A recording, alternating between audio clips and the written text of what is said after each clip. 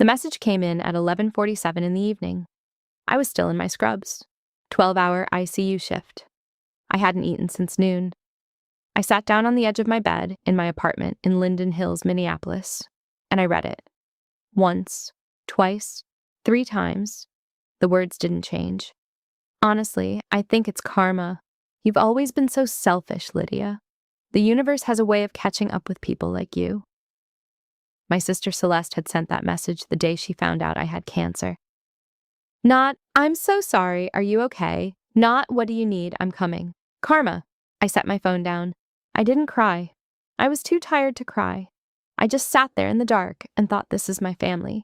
This is who these people are. What I didn't know, what I couldn't have known in that moment, was that exactly 2 years later, Celeste would be the one lying in a hospital bed, and I would be the only person on earth who could save her life. My name is Lydia Harmon, and I need to tell you what happened in between. Before I do, if you've ever had a family member show you exactly who they are in your worst moment, you already know how this feels. Like and subscribe if you want to stay till the end. And leave me a comment. What's the one thing someone said to you when you needed them most that you'll never forget? I'll be reading every single one. Now let me take you back. To understand what happened, you need to understand the Harmon family. From the outside, we looked like everything a family should be.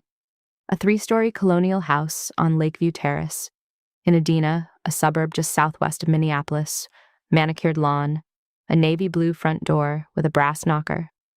Constance Harmon's garden roses in summer, mums in fall, always perfectly trimmed, always photographed for her Facebook page with captions like, "Grateful for this beautiful life." Philip Harmon was a senior financial advisor at a firm in downtown Minneapolis. Quiet man, good suits. The kind of father who showed up to school events but never quite looked at you. He looked past you already, thinking about the next thing on his calendar. Constance was the one who ran everything, the house, the schedule, the story the family told about itself. And the story always starred Celeste. Celeste was 3 years older than me. She had our mother's cheekbones and our father's height and a laugh that filled every room she walked into. People noticed her. Teachers remembered her name. Neighbors asked about her first at the end of every driveway conversation. I was the other one. Not the ugly one, not the stupid one, just the other one. The one people forgot to ask about, the one who blended into the background of every family photo while Celeste stood at the center, chin-up, smile practiced. I learned early that the rules in our house were different depending on which daughter you were. Let me show you what I mean. The summer Celeste turned 16, Constance threw her a garden party. 40 guests, string lights strung between the oak trees in the backyard, a catered spread from a restaurant in uptown Minneapolis, bruschetta salmon, the kind of food that meant this was a real event. Constance wore a cream dress. Philip gave a toast. Celeste unwrapped a Tiffany bracelet silver with a small heart charm and held it up for everyone to photograph. I watched from the upstairs window for a few minutes.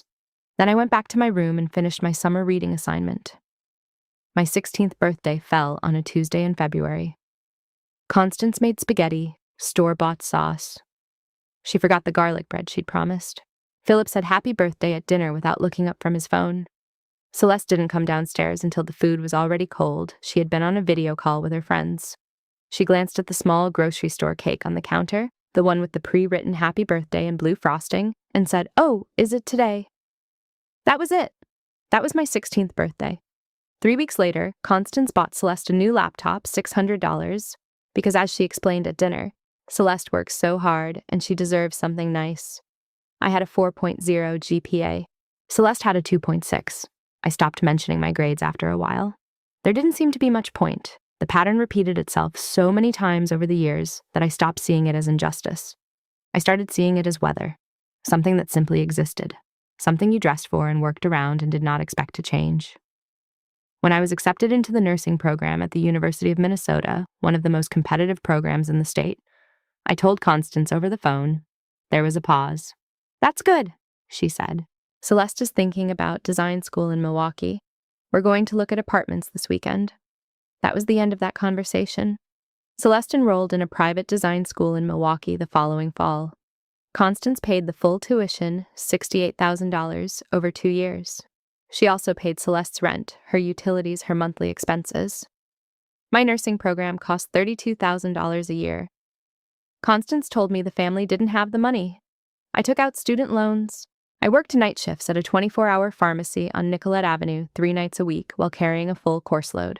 I ate a lot of rice and frozen vegetables and told myself this was temporary. This was just the beginning of something better. And I believed that. I genuinely believed that. What I didn't know, what I had no way of knowing, was that while I was counting quarters for the bus and eating rice for the third night in a row, my grandmother's trust account was sitting in a bank in St. Paul with my name on it. $1,200,000, left to me and only me by a woman who had seen everything this family tried to hide. My grandmother, Harriet Harmon, had died when I was 17. She and I had been close in a quiet way, the way two people are close when they don't need to say much to understand each other. She used to sit with me at her kitchen table in her house in St. Paul and watch the cardinals at the bird feeder outside. She never compared me to Celeste. She never asked why I wasn't more like my sister. She just poured the tea and listened. I thought about her often during those years of loans and night shifts and silent birthdays. I thought about how she used to squeeze my hand when I left and say, "You're going to be all right, Lydia. I know things about you that you don't know yet." I thought that was just something grandmothers said. I was wrong.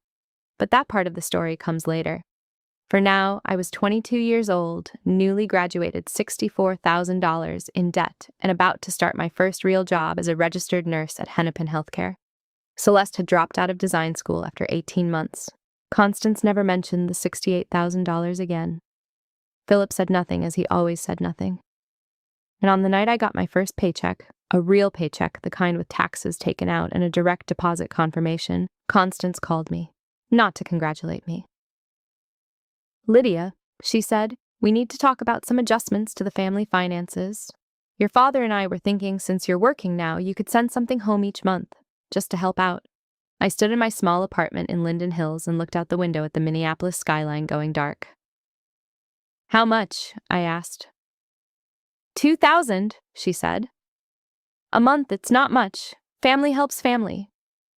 I didn't know it then, but that money was never going to my parents. Every dollar of it was going straight into Celeste's bank account, and I wouldn't find out the truth for another 3 years.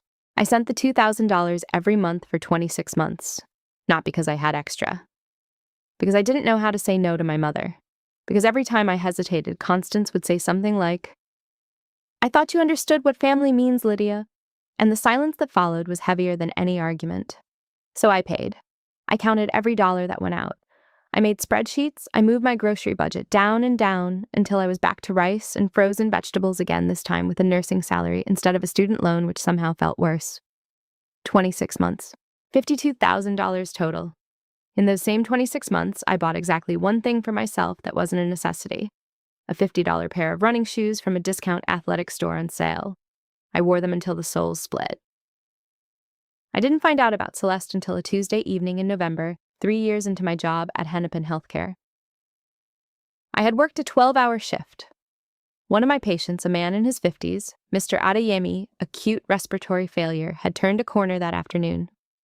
I had been monitoring him since 4 in the morning, when his oxygen levels stabilized and his wife grabbed my hand in the hallway and said, "Thank you, thank you, thank you."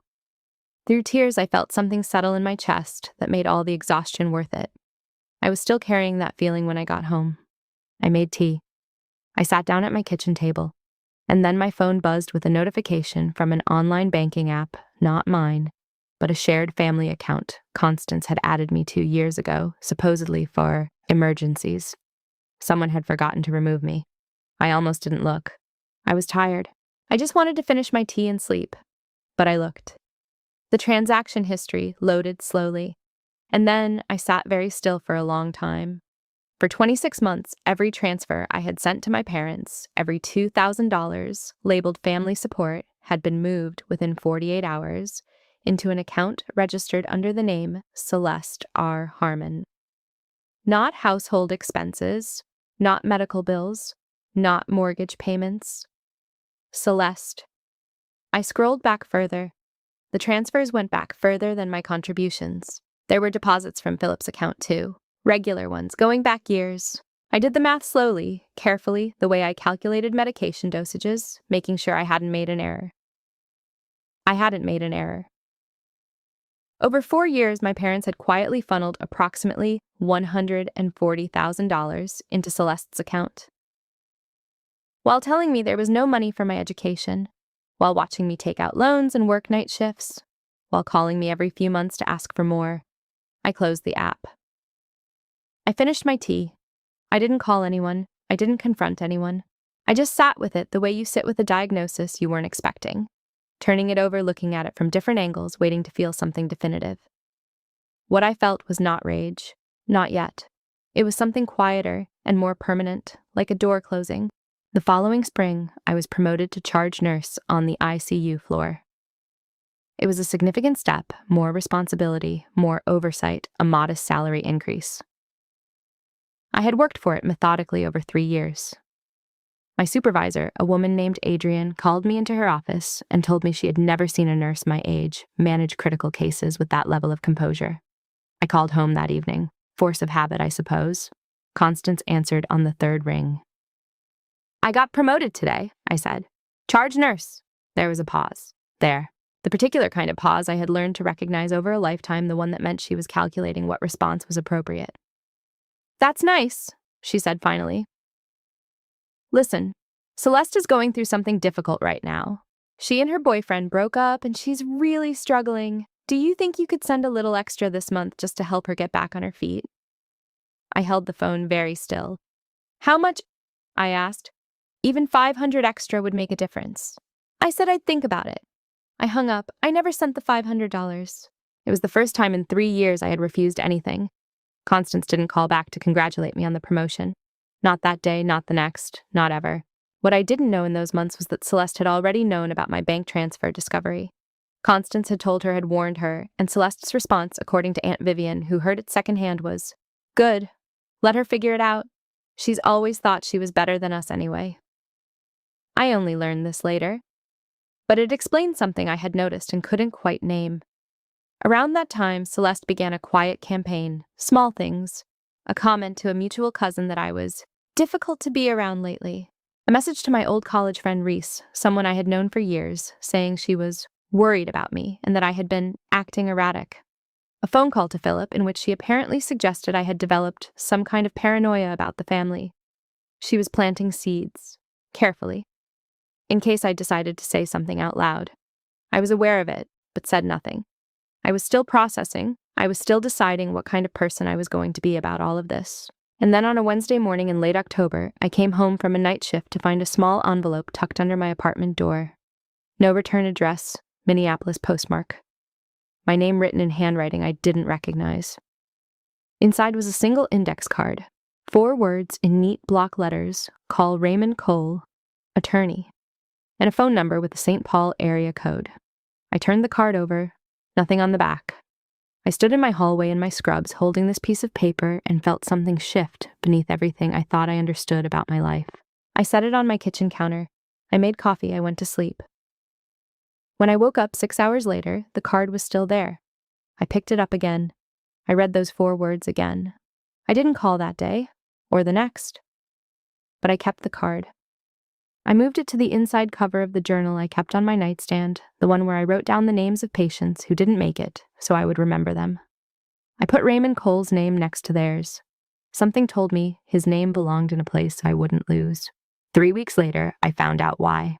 Because 3 weeks later, I got a postcard in the mail from my parents' address in Edina. No signature. Just one line of handwriting, cramped slightly uneven, like someone writing quickly, or writing carefully, I couldn't tell which. Eat something. I stood at my mailbox in the cold Minneapolis air and read it twice. I didn't know who had sent it. I wouldn't know for a long time, but I kept that postcard too. I put it inside the same journal, next to the index card, next to the names of the people I hadn't been able to save. Some things you hold on to before you understand why. That was one of them. The call came on a Thursday morning in March. I was in the break room at Hennepin Healthcare halfway through a cup of coffee that had gone cold when my phone buzzed on the table. Unknown number, St. Paul area code, but not Raymond Cole's number. A different one. I almost let it go to voicemail. I answered. "Miss Harmon." A woman's voice, professional, careful. "This is Dr. Reyes calling from the oncology department at Hennepin. We've reviewed your blood work from last week's routine panel. I'd like you to come in today if you can. There are some results I'd like to go over with you in person. I had been tired for months. I had attributed it to night shifts, to the weight of the job, to the particular exhaustion that comes from watching people fight for their lives every day and carrying some of that home with you. I had ignored the bruising on my arms that appeared without explanation. I had ignored the night sweats that soaked through my sheets and the swollen lymph node under my left jaw that I pressed with 2 fingers every morning and told myself was nothing. I was a nurse. I knew what those things meant together. I just didn't want to know. "I can come in at 2, I said. I finished my shift. I drove myself to the appointment. I sat across from Dr. Reyes in a small office with a window overlooking the hospital parking lot and listened while she explained gently and clearly that I had Hodgkin's lymphoma. Stage 2. Highly treatable. Good prognosis with the right protocol. She kept saying good prognosis. She said it 4 times. I counted. I drove home. I sat in my car in the parking lot of my apartment building for 41 minutes. I watched a woman walk her dog around the block twice. I watched a child drop an ice cream cone on the sidewalk and cry. I watched the light change from afternoon gold to early evening gray. Then I went upstairs and called my mother. Constance answered on the second ring. "Mom," I said, "I just got diagnosed with cancer. Hodgkin's lymphoma, I wanted you to know." The pause lasted approximately 7 seconds. I know because I was watching the clock on my microwave. "Are you sure you saw the right doctor?" she said. "Sometimes these things turn out to be nothing. Did they do a second opinion?" "It's confirmed," I said. "I have an oncologist. I start chemotherapy in 3 weeks." Another pause. "Lydia, I have to be honest with you, the timing is really difficult. Celeste has a portfolio presentation next week that she's been preparing for months. We can't have the whole family in crisis mode right now. This would really throw her off." I didn't say anything. "You understand, don't you?" Constance continued. Her voice had shifted into the particular register she used when she wanted to sound reasonable. "You're a medical professional. You know how these things work. You'll be fine. You don't need us hovering." I said yes.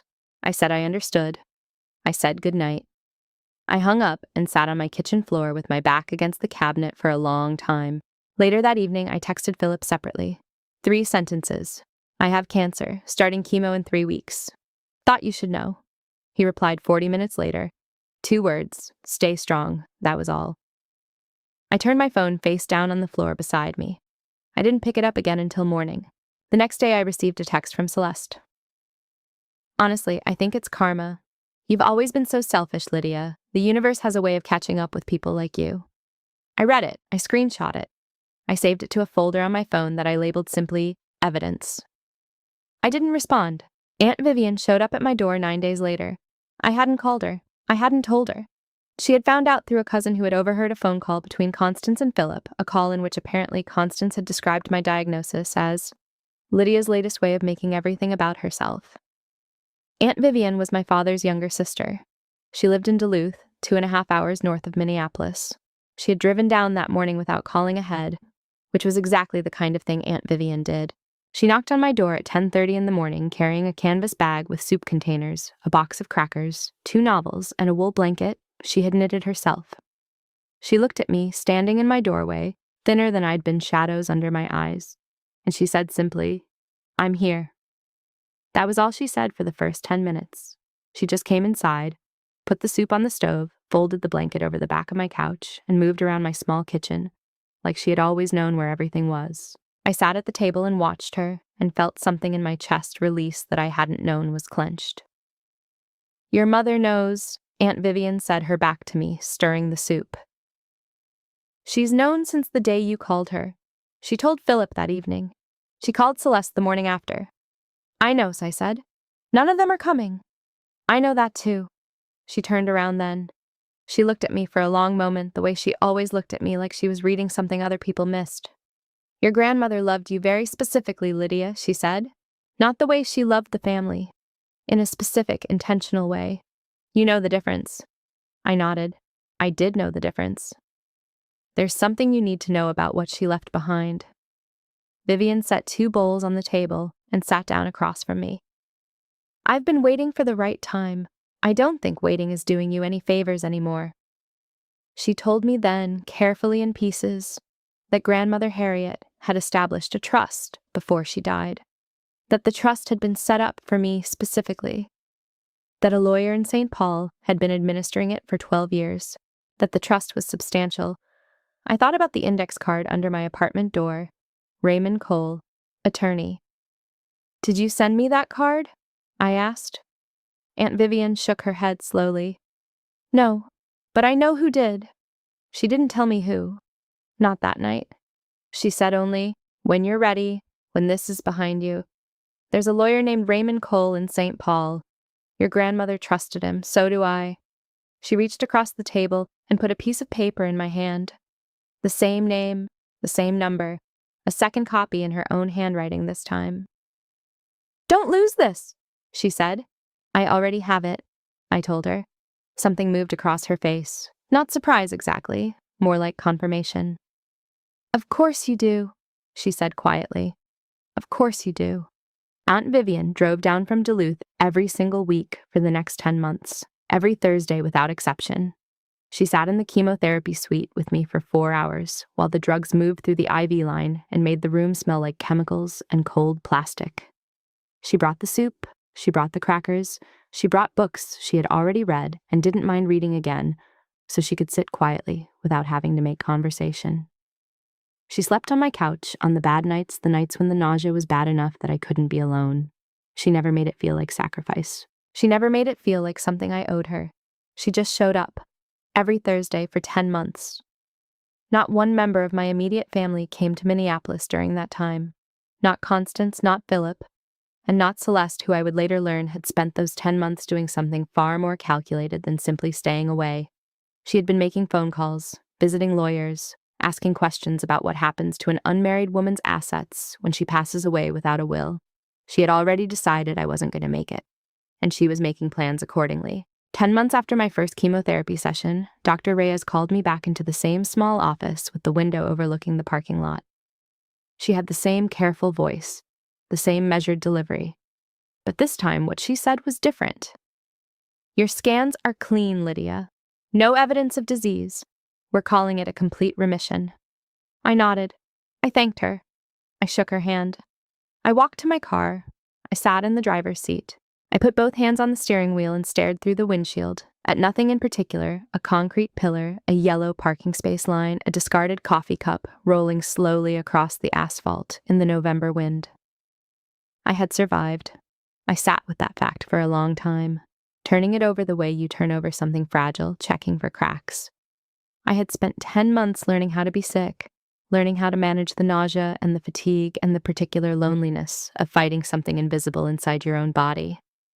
I wasn't sure I had learned yet how to simply be well. I called Aunt Vivian first. She cried. I didn't not. Then I would later alone in my apartment in a way that felt more like pressure releasing than grief. But on the phone with Vivian, I just said, "It's gone. It's really gone," and listened to her breathe. Then I waited. I waited to feel something about my family. Some pull toward them, some softening, the way illness is supposed to reset your priorities and make you reach out to the people who hurt you because life is short and forgiveness is healing. I waited a full week. The pull never came. What came instead was Celeste's Instagram post.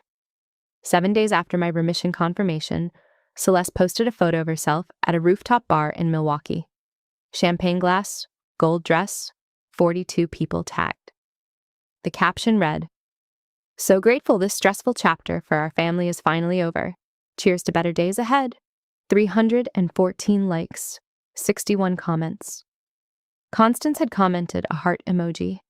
Not one word in that caption acknowledged that I had been the one who was sick, that I had been the one in the chemotherapy suite every 3 weeks for 10 months, that I had been the one who had lost 14 pounds and most of my hair in 2 full years of my life to something I hadn't chosen and couldn't control.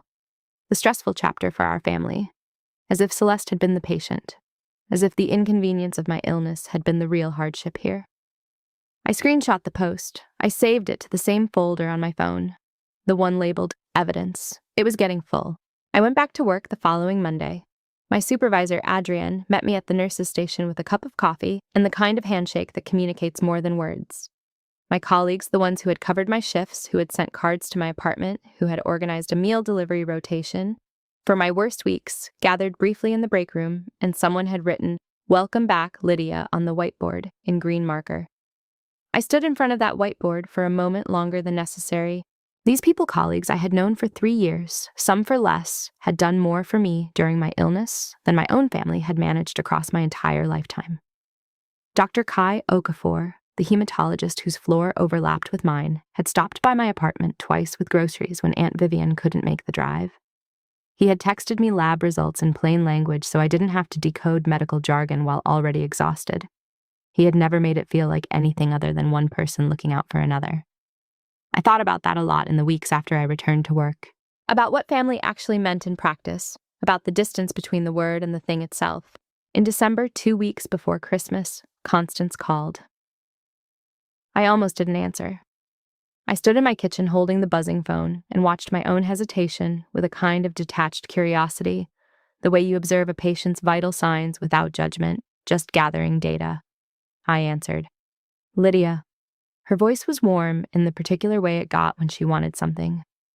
"It's so good to hear your voice. We've been thinking about you so much. How are you feeling?" "I'm well," I said. "Fully in remission." "We're so relieved, we really are." A brief pause. "Listen, we'd love to have you home for Christmas. Celeste is coming. It would mean so much to all of us to be together as a family." I looked out my apartment window at the Minneapolis skyline. Snow was coming down in slow, heavy flakes, the kind that stack up quietly and change the shape of everything overnight. "I'll think about it," I said. "Your father misses you," Constance said. Then after a beat, "We all do." I said I'd think about it again. I hung up. I did not go home for Christmas. Instead, I worked a double shift on Christmas Eve, covering for a colleague whose child was in the hospital, and spent Christmas morning with Aunt Vivian, who had driven down from Duluth with a pot of her lamb stew and a small spruce tree she had bought from a gas station on the highway because she said every apartment deserved a tree. We ate stew. We watched an old film about a woman who inherits a vineyard in Tuscany and discovers her late grandmother had a secret life. At some point, Vivian fell asleep on my couch under the wool blanket she had brought months ago and never taken back home. I sat in the quiet and thought about Raymond Cole. The index card had been in my journal for over a year. The second copy in Vivian's handwriting was tucked beside it. I had looked up the name Raymond Cole, estate attorney, St. Paul, twice. Both times I had closed the browser before doing anything further. I wasn't ready. Or I told myself I wasn't ready. The truth was something slightly different. The truth was that I was afraid of what I would find. Some part of me understood that whatever was in that trust account was going to change the architecture of everything I thought I knew about my family, and I had already absorbed so many changes. I needed a moment of stillness before the next one, but that moment was ending. On the 27th of December, I received a notification from that shared family bank account, the one Constance had forgotten to remove me from. The one I had checked 14 months earlier and found the transfers to Celeste. A new transaction had posted. I opened the app with the particular focus I used in the ICU: calm hands, clear eyes, no anticipating the result before you have the data. Celeste had transferred $8,000 out of a savings account I hadn't noticed before. An account that had been accumulating deposits for over a year. Regular deposits, 2 or 3 per month from an external source I didn't recognize. I looked at the account name. I looked at it again. The source account was registered under a name I knew. A name that should not have been connected to any of this. My hands were very steady. My breathing was very even. I closed the app. I went to my bedroom. I opened my journal to the inside cover where the 2 index cards were tucked. I looked at Raymond Cole's name for a long time. Then I picked up my phone. The lawyer's voicemail picked up on the second ring. Professional brief, a St. Paul area code.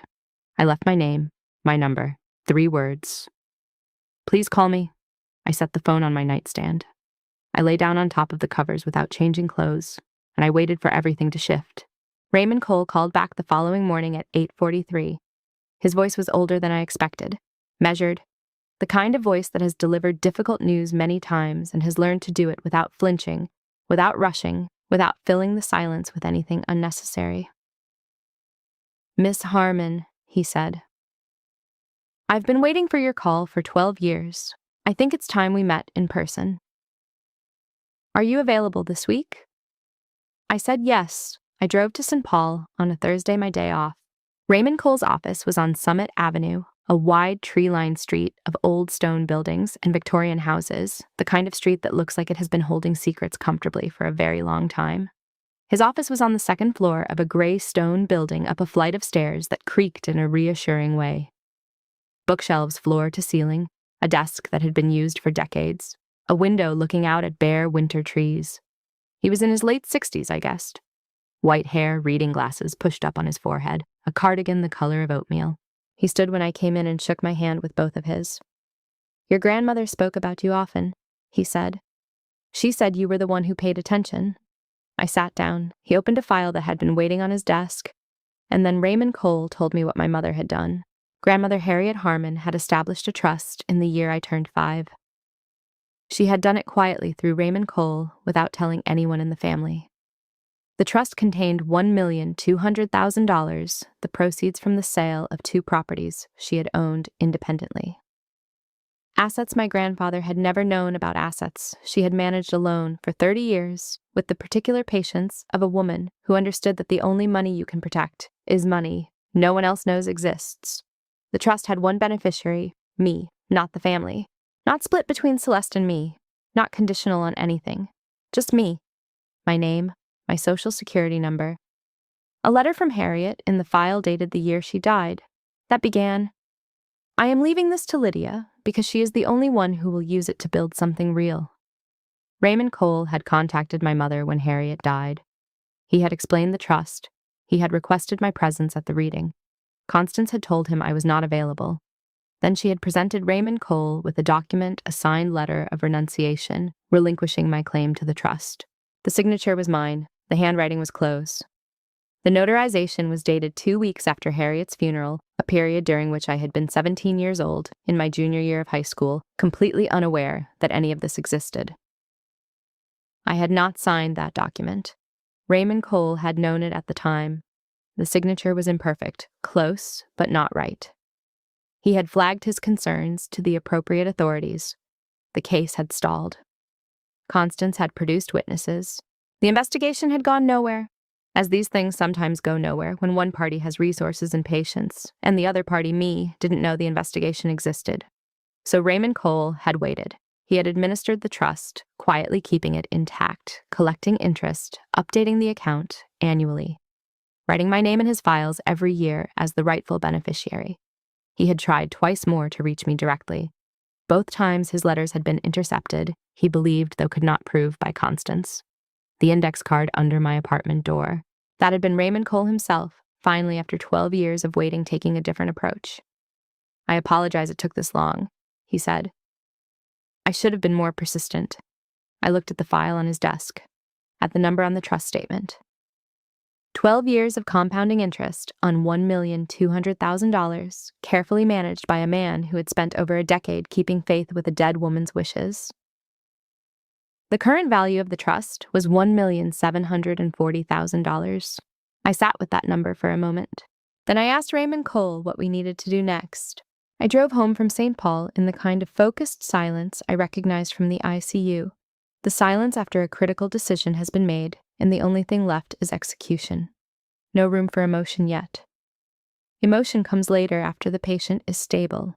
I called Aunt Vivian from the parking lot of my apartment building.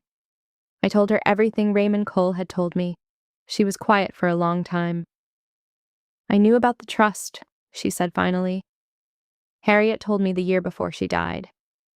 I didn't know about the document. I didn't know Constance had." She stopped. "I'm sorry, Lydia. I should have pushed harder. I should have found you sooner." "You found me when I needed you," I said. "That's what matters."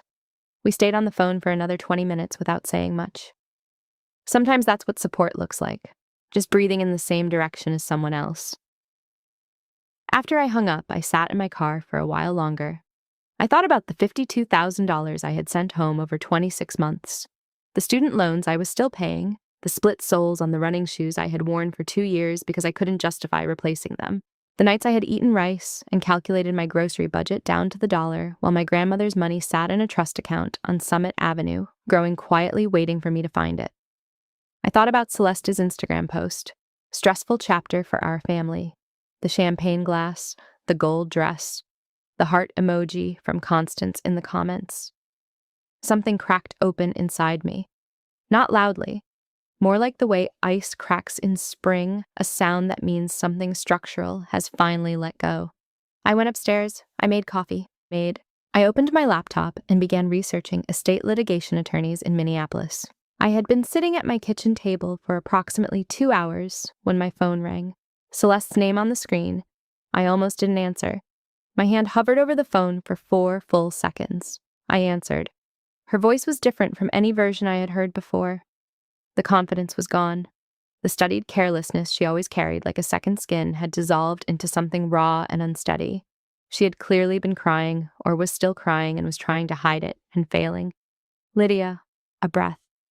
I need you to listen to me. Something happened. Something is wrong with me and the doctor. The doctor said, she stopped, started again. I was diagnosed this week, aplastic anemia, my bone marrow is failing. They said I need a transplant or another stop. They said without a matched donor, I have maybe 8 months. They're running the registry right now, but the doctor told me that with my blood type and markers, a sibling is the most likely match. You're my only sibling, Lydia. You're my only... Her voice broke completely on that last word. I sat at my kitchen table in Minneapolis and held the phone against my ear and looked at my laptop screen still open to the search results for estate litigation attorneys. I did not say anything for a very long time. Outside my window, the Minneapolis skyline was going dark in the late afternoon January light. A heavy snow was starting, the same kind that had been falling the night Constance called to invite me home for Christmas, the kind that changes the shape of everything overnight. I thought about the tin of crackers Aunt Vivian had brought me during my worst week of chemotherapy. I thought about the 4-hour drives she made every Thursday without complaint. I thought about what it felt like to be sick and alone and know that no one was coming. I thought about the message Celeste had sent me the day I was diagnosed. Karma? I thought about that word for a long time. Then I said very quietly, I'll get tested. 2 words. That was all. I hung up before Celeste could respond. I closed my laptop. I put on my coat. I walked downstairs and stood outside in the snow for a while, letting the cold settle around me until I could think clearly again. I had a choice that no one had ever given me before. For the first time in 29 years, I held something my family needed, something they could not manufacture, could not purchase, could not manipulate into existence. And I intended to use it. Not for revenge, for truth. The compatibility test results came back on a Tuesday. Dr. Kai Okafor delivered them personally, which I appreciated. He knocked on my office door at Hennepin Healthcare, came in, and set the printout on my desk without preamble. You're a match, he said. High compatibility, as close as it gets with a non-identical sibling. I looked at the printout for a moment, then I folded it in half and set it in the top drawer of my desk. Thank you, Kai, I said.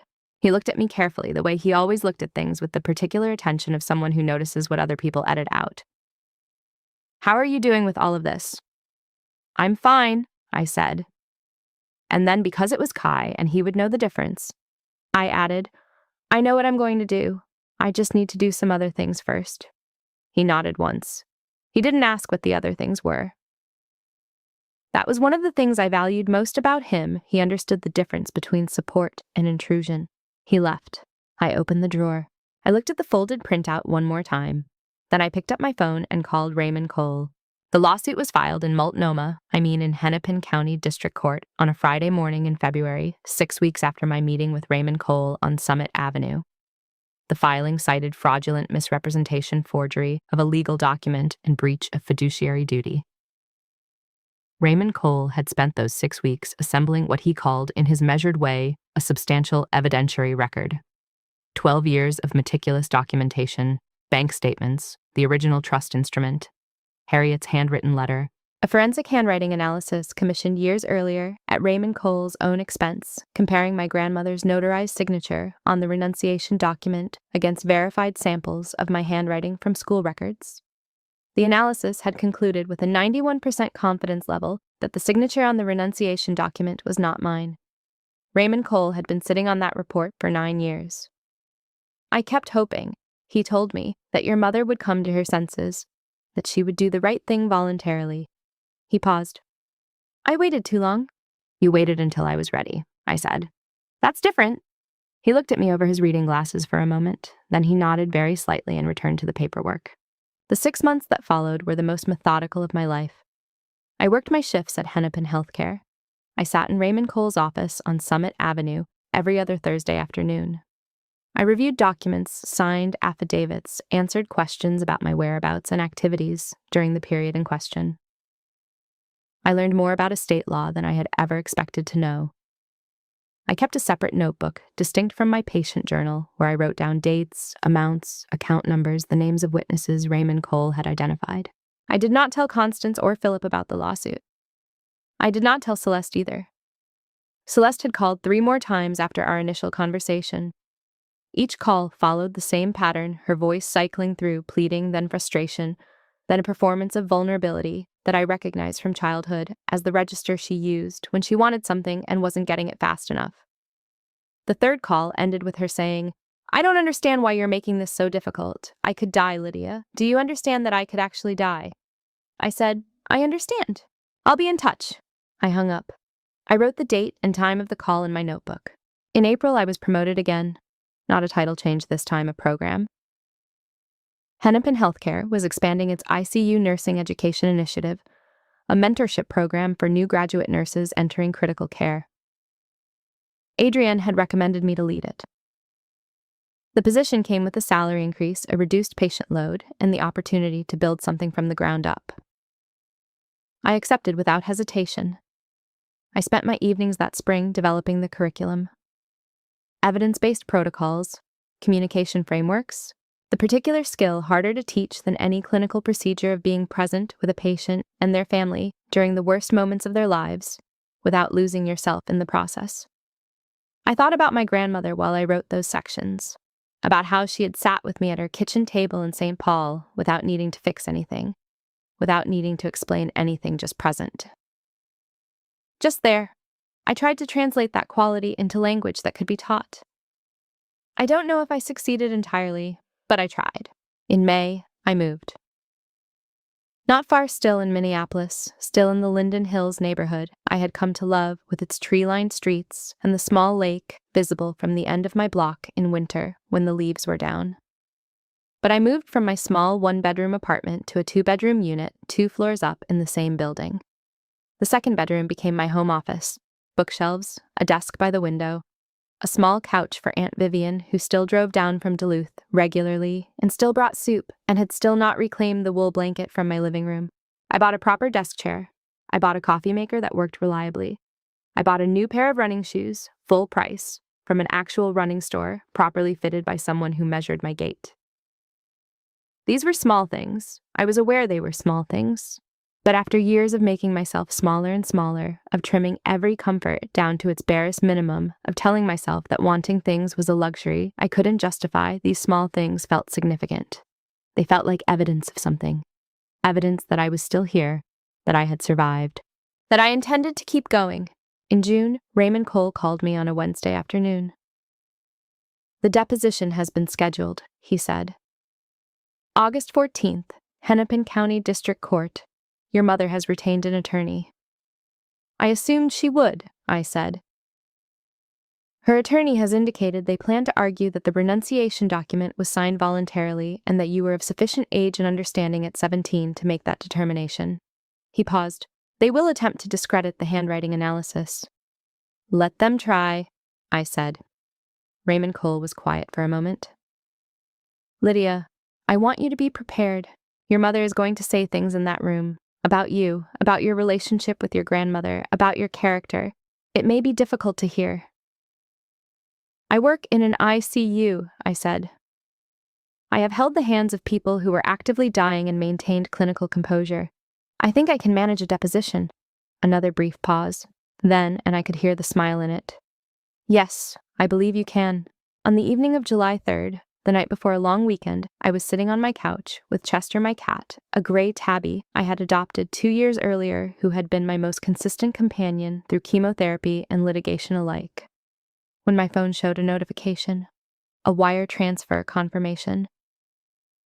Raymond Cole had advised me that in anticipation of the deposition, He had petitioned the court to freeze the trust assets and any accounts connected to the fraudulent renunciation. The court had granted the petition.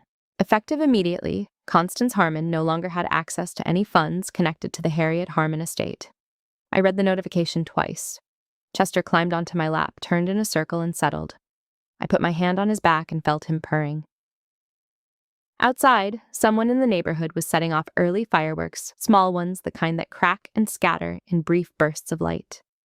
I watched them through my window, faint and cheerful, against the dark Minneapolis sky. I thought about the deposition, about Constance walking into that room in her best blouse, prepared to perform her version of the truth for one more audience. She didn't know what was waiting for her. She didn't know that Raymond Cole had over 12 years of quiet diligence built a case that she could not dismantle in a single afternoon. She didn't know what I knew. And in 6 weeks in a courtroom on the 4th floor of a building in downtown Minneapolis, she was going to find out. Pantam revenge biot sa niyawat jo, daimot nang hin haitram tu. The deposition was scheduled for 9 in the morning. I arrived at the courthouse on 4th Avenue in downtown Minneapolis at 8:35. Raymond Cole was already there, standing in the corridor outside the hearing room with his briefcase and his cardigan, a different one this time, gray instead of oatmeal and a cup of coffee, he had brought for me without being asked. "How are you feeling?" he said. "Ready," I said. That was the truth. I had spent the previous evening not reviewing documents or rehearsing answers, but sitting at my kitchen table, eating soup. Aunt Vivian had left in my refrigerator, reading a novel, going to bed at 10 o'clock. I had slept well. When I woke up, I made coffee and watched the early morning light move across my kitchen floor and thought about Grandmother Harriet sitting at her table in St. Paul, watching the cardinals at the bird feeder. I thought about her saying, "You're going to be all right, Lydia. I know things about you that you don't know yet." I picked up my coffee cup. I got dressed. I drove to the courthouse. Constance arrived at 8:52, with her attorney, a compact man in a navy suit named Whitfield, who moved with the brisk efficiency of someone billing by the hour. She was wearing a cream blouse, her best one, as Raymond Cole had predicted, and her hair was done precisely not a strand out of place. She looked as she always looked in public, like a woman who had everything under control. She did not look at me when she walked in. She sat down across the table. Whitfield arranged his papers. Raymond Cole arranged his. A court reporter set up her equipment. The mediating attorney introduced himself and explained the process. Then it began. For the first 40 minutes, Constance performed. That is the only word for it. She answered questions in a voice calibrated for sympathy, soft, slightly wounded, the voice of a mother who had done her best under difficult circumstances. She described my grandmother's final years as confusing. She described the renunciation document as something I had chosen freely and understood completely. She described my relationship with Harriet as complicated by Lydia's difficult temperament. I sat very still. I kept my hands flat on the table. I breathed evenly. Raymond Cole let her talk. He had explained this to me in advance. Let them build the structure first. Let them commit to the story. Then dismantle it piece by piece, starting from the foundation. When Constance finished her account of the renunciation signing, Raymond Cole set a document on the table. "Mrs. Harmon, Ainsley," he said, "I'd like to direct your attention to Exhibit 14. This is the original renunciation document you presented to my office in the fall of the year your mother-in-law passed away. Can you confirm this is the document you're referring to?" Constance glanced at it. "Yes. And this signature you're stating, this is your daughter, Lydia's signature, signed voluntarily at age 17. "That's correct." Raymond Cole set a second document beside the first. "This is Exhibit 15, a forensic handwriting analysis conducted by Dr. Patricia Mwangi, a certified document examiner with 22 years of experience and court-recognized expertise in questioned document analysis. Dr. Mwangi compared the signature on Exhibit 14 against 14, verified samples of Lydia's handwriting from school records, medical forms, and financial documents spanning the years she was 15 through 19.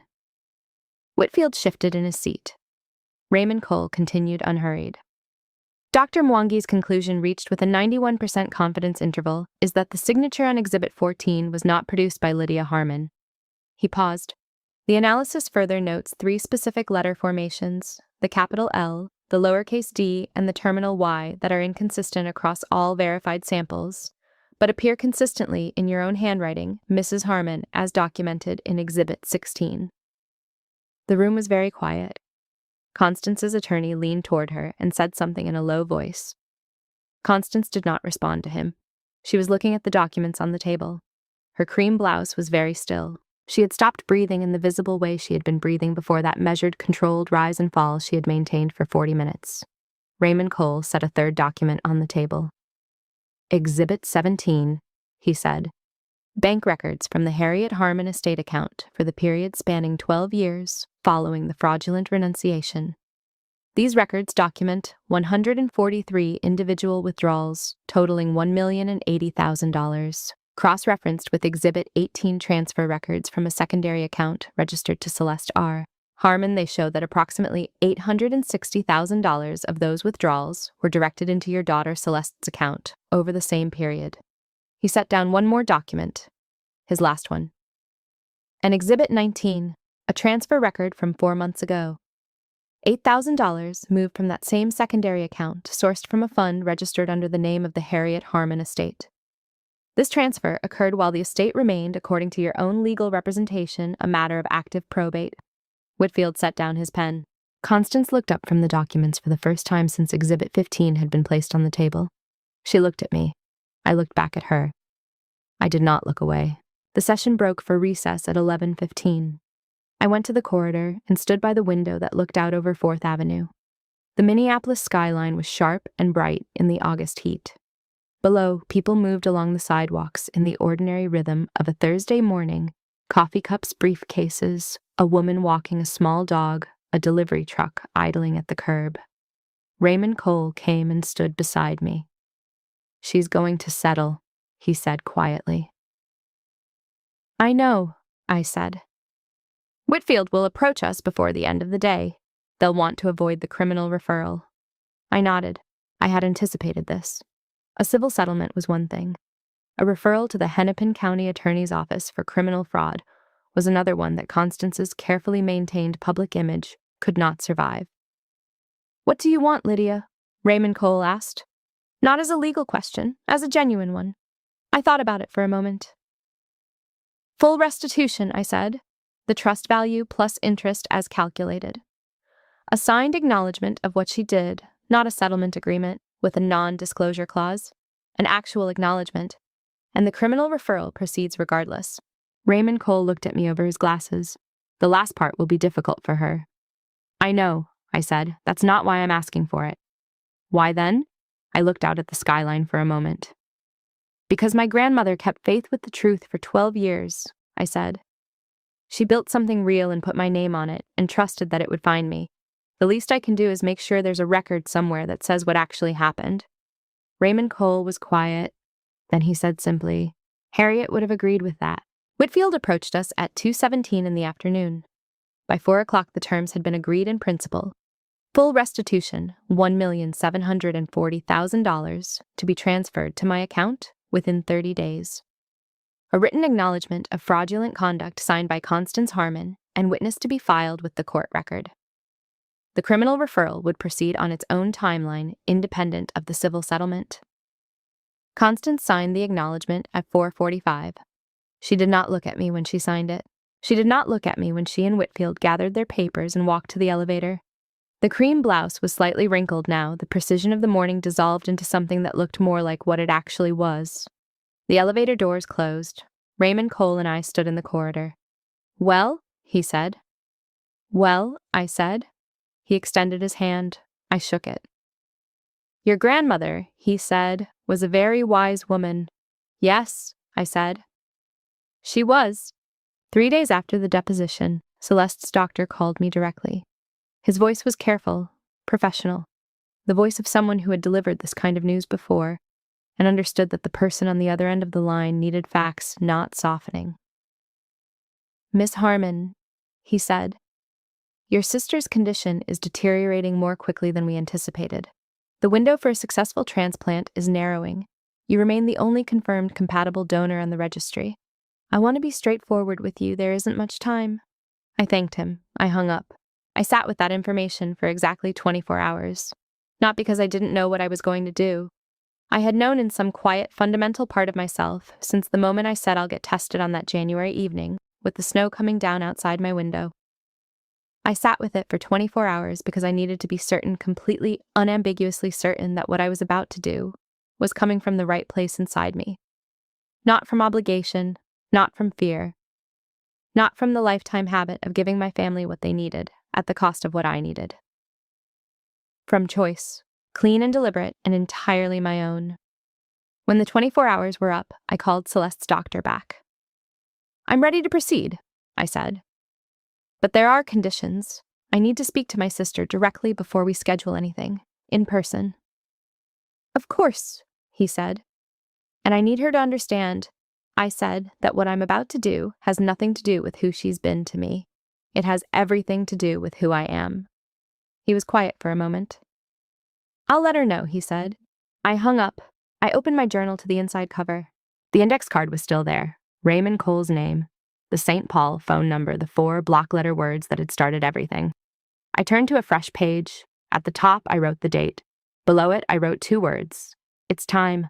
The meeting was set for a Thursday afternoon. Celeste's room at Hennepin Healthcare was on the 6th floor, the oncology and hematology wing, 2 floors above the ICU where I worked. I had walked those corridors hundreds of times. I knew which vending machine on that floor stocked the good crackers. I knew which window at the end of the hall caught the afternoon light in a way that made the Minneapolis skyline look almost gentle. I took the stairs instead of the elevator. I needed the extra 90 seconds. I had dressed deliberately that morning, not in scrubs, not in anything that announced my role at the hospital. Dark jeans, a gray sweater, my hair down. I wanted to walk into that room as Lydia Harmon, not as anyone's employee or subordinate or useful resource. Just myself. Just the person I had spent years becoming without anyone in my family noticing. I paused outside the door. Room 614. I could hear the low beep of the monitoring equipment through the door. The particular rhythm of it steady, measured the sound of a body being watched carefully. I had stood outside rooms like this thousands of times. I had always walked in. I knocked once. Then I opened the door. Celeste was smaller than I remembered. That was the first thing I noticed. Not smaller in height, she was still taller than me, still had the cheekbones and the posture I had grown up watching from a distance. But illness had taken something from the surface of her. The particular quality she had always carried, that ease, that assumption that the room would arrange itself around her, was gone. In its place was something I recognized from my work. The look of someone who has understood, recently and completely, that the body has its own priorities and does not negotiate. She was propped against pillows, an IV line in her left arm, a monitor clipped to her finger. Her hair was pulled back. She was wearing a hospital gown and a thin cardigan that looked like it had come from home, pale blue, slightly too large. Constance's, maybe. I didn't ask. Constance was standing on the right side of the bed. Philip sat in the chair in the corner, his hands folded in his lap, his eyes moving to me when I came in and then quickly away again. The room was very quiet for a moment. Then Constance said, "Lydia." Her voice had the careful quality of someone who had rehearsed. "Thank you for coming." I looked at her. I looked at Philip, then I looked at Celeste. "I need to speak to Celeste alone," I said. Constance's chin lifted slightly. "We're her family. We have a right to—" "I need to speak to Celeste alone," I said again. Same volume, same tone, not a negotiation. Philip stood up from his chair before Constance could respond. He looked at me for a moment, a real look, the kind I almost never received from him, direct and without the usual deflection. Then he touched Constance's arm and said quietly, "Come on." Constance looked at him. Something moved across her face that I couldn't fully read. Then she picked up her handbag from the bedside table and walked to the door. She paused in the doorway. I thought she was going to say something, but she didn't. The door closed behind them. Celeste and I were alone. I pulled the visitor's chair to the side of the bed and sat down. I didn't rush. I didn't perform composure. I simply had it the way you have something you've worked for, long enough that it becomes part of you rather than something you put on. Celeste looked at me. Her eyes were very clear. Whatever I had expected to see in them, defiance, calculation, the practiced performance of vulnerability I remembered from our phone calls, was not there. What was there instead was something simpler and harder. Fear. Real fear. The kind that has nothing left to hide behind. "I wasn't sure you'd come," she said. "I said I would." I said. A pause. The monitor beeped steadily between us. I know what Mom did, Celeste said. With the trust, Raymond Cole's case, I knew before the deposition. She looked at her hands. I knew for years. I had suspected this. Hearing it confirmed did something specific in my chest, not rage, not even surprise. Just the quiet closing of a door I had been holding open for a long time. Did you benefit from the money? I asked, directly, calmly. She didn't look away. Yes. Did you know where it came from? A longer pause. I knew it came from Grandma's estate. I didn't ask questions about how. She stopped. That's not a defense. I know it's not a defense. No, I said. It isn't.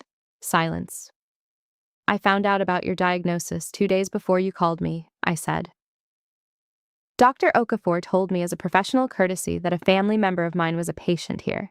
He didn't give me details, but I had already been tested by then. Celeste looked up. I had already been tested, I repeated, because after you sent me that message, the karma message, the day I was diagnosed, I screenshot it and saved it.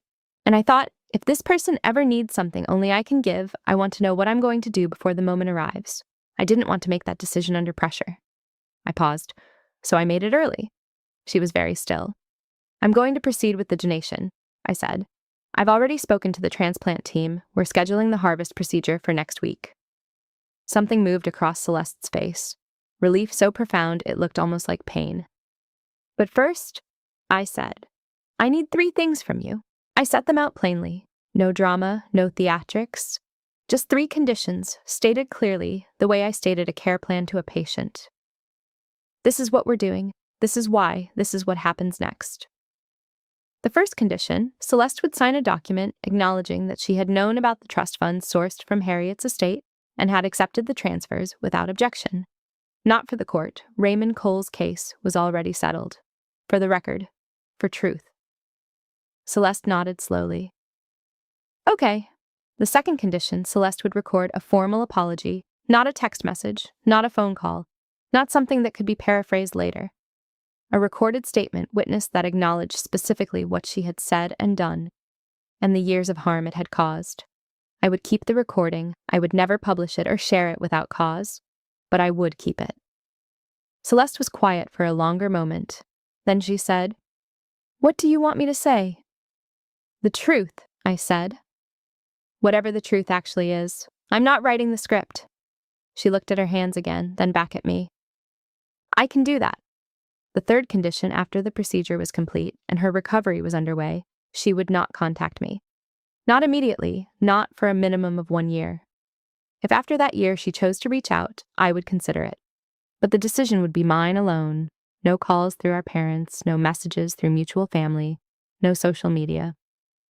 Complete silence for 1 year so that I could decide without pressure what kind of relationship, if any, I wanted to have. The room was very quiet. Celeste looked at the window, at the Minneapolis skyline visible through the glass, sharp and clear in the September afternoon light.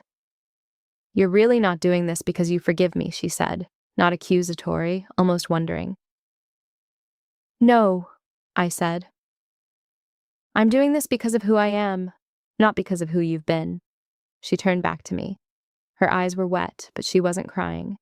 She was holding it back with a visible effort, her jaw tight, her hands pressed flat against the blanket. I called your cancer karma, she said quietly. I said that to you when you were just diagnosed and alone and scared, and then I spent the next year trying to figure out what I'd inherit when you died. She stopped. I don't have a word for what that makes me. I'm not here to give you one, I said. She nodded, a single slow nod. I'll sign the document, she said. I'll record the statement. A pause. And I'll give you the year. I stood up from the chair. I'll tell the transplant team we're confirmed for next week, I said. I moved toward the door. Lydia, Celeste's voice behind me, low and unsteady. I stopped. I didn't turn around. I know this doesn't fix anything, she said. I know it doesn't come close, but I need you to know that She stopped, started again. I knew what you were. I always knew, even when I pretended not to, especially then. I stood at the door for a moment. I know, I said. Then I opened the door and walked out into the corridor where the afternoon light was coming through the window at the end of the hall and falling across the Minneapolis skyline in long, quiet bars of gold. I walked to the stairwell. I took the stairs back down to the ICU. I had a shift starting in 20 minutes. I had work to do. The harvest procedure took place on a Wednesday morning. I checked in at 6:30, changed into a hospital gown. Let a nurse I had worked alongside for 2 years insert the IV line into my arm with steady, practiced hands. I lay on the table in the procedure room and stared at the ceiling tiles, the same ceiling tiles I had looked up at from the other side of this building 18 months earlier during my own treatment, and felt something I didn't have a precise word for at the time. Not peace exactly. Something more active than peace. The feeling of having made a decision that was entirely your own and living inside it without apology. The procedure took 4 hours. When it was done, my left hip ached. My arm was bruised at the IV site. I was tired in the specific, deep way that comes from giving something real, not performed, not strategic. Just given. Dr. Kai Okafor stopped by my recovery room in the afternoon. He set a cup of tea on the table beside my bed and sat in the chair and didn't say anything for a few minutes, which was exactly right. "How do you feel?" he asked eventually. "Like myself," I said. "Maybe more so than usual." He nodded like that made complete sense. It did. That was 8 months ago. In the time since certain things have resolved themselves. Others remain open, the way some things do, not unfinished exactly, but not yet complete. Celeste's transplant was successful. Her last blood work, according to Dr. Okafor, who receives updates through the hospital system, showed full engraftment. She is recovering. She has honored the year of silence without exception. Not one message, not one call, not one indirect approach through family. I don't know yet what I will do when that year ends. I think about it sometimes, not with dread, not with longing, just with the honest uncertainty of someone who doesn't know yet and has decided that not knowing is acceptable. Some questions don't need to be answered before they're due. The criminal referral is moving through the Hennepin County Attorney's Office on its own timeline. Raymond Cole updates me periodically. I don't follow it closely. The outcome matters, but it is no longer the thing I am most focused on. The trust funds were transferred to my account in full. $1,740,000, as agreed. I sat with that number for a long time before I decided what to do with it. I bought a house, not large, not in a neighborhood that announces anything.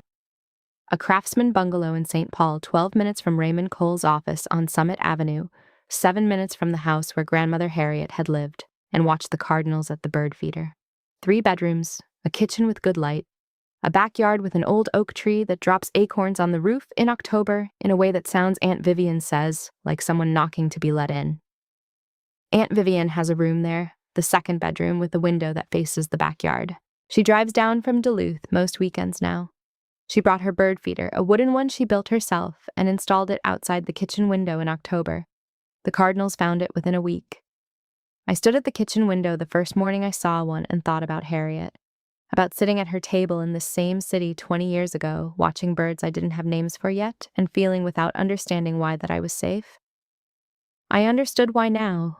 She had been building something for me for 30 years, quietly without telling anyone, with the particular patience of a woman who knew that the right things find their way to the right people if you give them time and a strong enough foundation.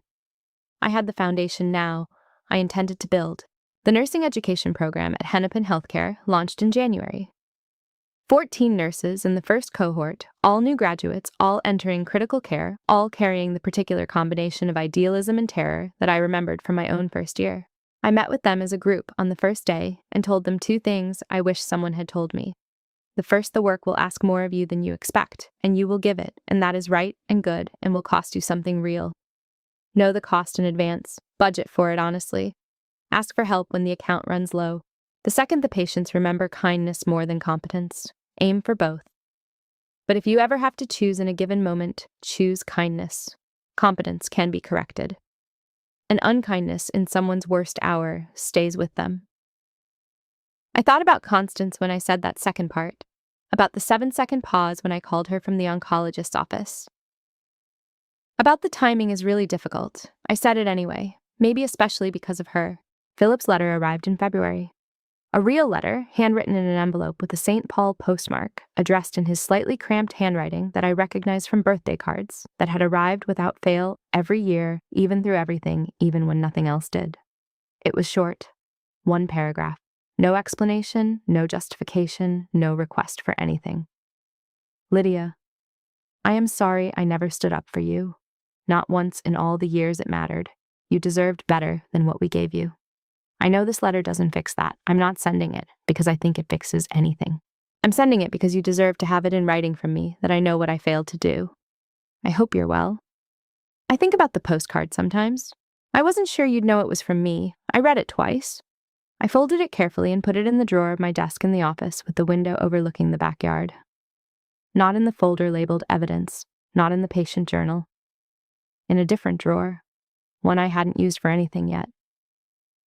I haven't responded. I don't know if I will. I think about what Harriet said, I know things about you that you don't know yet, and I think that whatever I decide about Philip is one of those things. Still becoming clear, still finding its shape. I am willing to wait for it. Some mornings I drive the 7 minutes to Harriet's old street in St. Paul. I park at the curb. The house has different owners now, a young couple, a car in the driveway, a bicycle leaning against the porch railing. The bird feeder is gone. The kitchen window looks different with unfamiliar curtains. But the oak tree in the front yard is the same. The light comes through it the same way. I sit there for a few minutes. I think about a woman who watched cardinals and poured tea and said things she knew would matter later, even if they didn't land yet. I think about 12 years of a lawyer on Summit Avenue, keeping faith with a dead woman's wishes because it was the right thing to do. I think about a postcard sent from an Adina addressed by a man who didn't know how to be a father, but knew at the very least that his daughter should eat something. I think about all the ways love can be imperfect and still be real. And I think about what I said to Dr. Okafor in the recovery room 8 months ago when he asked how I felt. Like myself, maybe more so than usual. That's still true. That's the truest thing I know. Thank you so much for staying with me until the end. If this story meant something to you, please hit that like button and subscribe. I'd love to hear from you. Have you ever had to decide whether to help someone who truly hurt you? How did you find your way to that answer? Leave your thoughts in the comments. I read every single one. And if you want more stories like this, check out the video in the description. Until next time, take care of yourself. You deserve it.